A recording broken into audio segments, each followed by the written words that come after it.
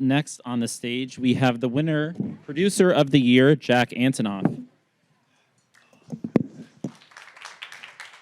Hi. I'm here. Let's start right here on the front left. Hey, Jack, congratulations on the back-to-back wins. Thank you.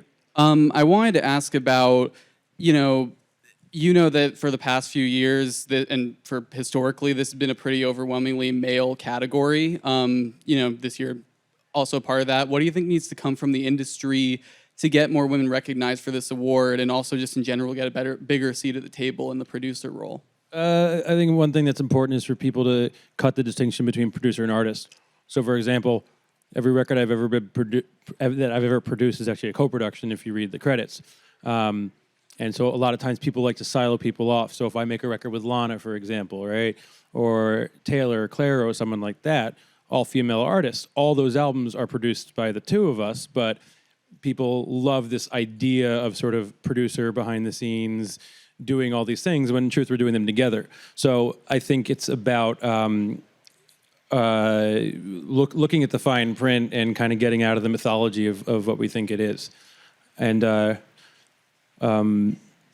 then obviously there's largely systemic stuff. Laura Sisk, who engineers all the records with me, came from an engineering school, so she obviously always tells me about the crazy statistics of how many women were in the classes. She does, it does seem like it's changing, but it's obviously really slow going. But I think it's interesting that people should look more into the fine print of who's producing records because of what I said before.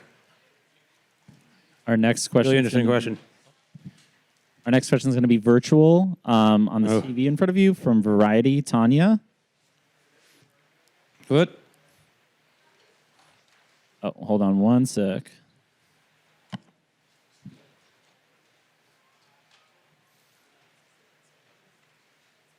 I think we're having some tech issues. Having Just trouble go to with one in my the mic. room. Yeah, we can do it. Okay, sorry, Tanya. Oh, wait. Nope, we're good. Hi, how are you? Yes, Tanya from Variety. Nice. Congratulations. Thank you. I just wanted to know, there's been a lot of, pop princesses that have really tapped you as their producer. And what about those relationships, or what about the music, keeps you coming back and keeps you tied in? Are you talking about making multiple records with people? Yeah, I mean, you've got Lana Del Rey, yes. you've got Taylor Swift. They're deep relationships. I mean, it's different for everyone. Sometimes you create a language and then you can speak it in different ways. I mean, at the end of the day, great albums are, they start with the vision and the songs, right? And then you sort of decide what outfit they're going to be in. So for example, I love Bruce, right? But if you really think about Nebraska versus Born to Run, it's just one strip back, one soul production. Like the ethos and the sentiment behind all of it is a songwriter, a voice, a vision. And so if you can speak a language with someone, which is pretty rare, then it almost becomes exciting to try different things and to try on different albums for different albums. But you do things when they're exciting and when you're pushing into the future, right? And I've had a few relationships, not a ton, but a few where and my partners have felt like there's more ground to cover. And if there's more ground to cover, you fucking do it. And if there isn't, then you stop. So, it's a hard thing to articulate because it's really, you do what you're compelled to do. Nice to meet you. Thank you so much. Awesome. Did The we man have in the front in the flannel? Yeah. That was you. We have one more question on the right. I thought you raised your hand. Sorry. It's nice to meet you. I think in the back right. Hi, my name is Tiffany Red with How are you? 100 Mag TV. Congratulations. You say Mad TV? It's called 100 Mag TV. Oh, I heard Mad TV and I was like, Oh, yeah. sick. Congratulations on your win. So there's a growing conversation about songwriters and producers and their pay. And so I'm curious what your opinion is on songwriters getting paid a songwriter fee like producers do. I think the one thing we're learning, if you look at the people, I'll say this, and then songwriters, producers, artists, fucking everyone, touring musicians, how many broke artists do you know? How many broke people who work in the industry do you know? So there's problems all over the place. I came up in touring, and the touring industry, which I actually know best, right, is actually an interesting example of what's wrong. When you play a show, You carry this shame that you decided to be an artist, so you're just happy to do it because people tell you you're so lucky.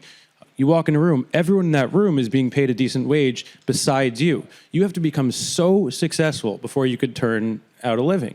The same thing for producers, same thing for writers, the same thing for artists, same thing for everyone. All these other jobs, and other countries do this in different ways. You know, Canada, for example, has a government that has a big respect for their artists, and you can get grants and whatnot. We just need, as a culture, to move past the idea that you're just so fucking lucky to be there, so shut the hell up.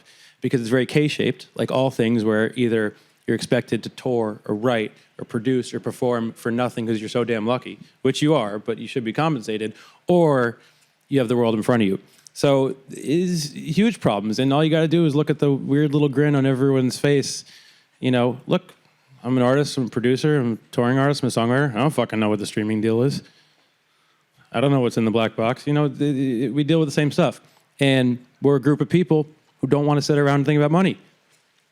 We go back to the studio, we go back on tour. So it's tough because we're a very easy group of people historically, and not much has changed to take advantage of because we didn't start doing it because of money. Anyone who is here tonight, anyone at some point made peace with the idea of being broke. At some point, that's what it is to be an artist. It's a bit of a broad answer, but as you can tell, I'm passionate about it. But yeah, you should write about it like crazy. I'm really obsessed with the touring side of it. It's crazy out there. All Yeah. right.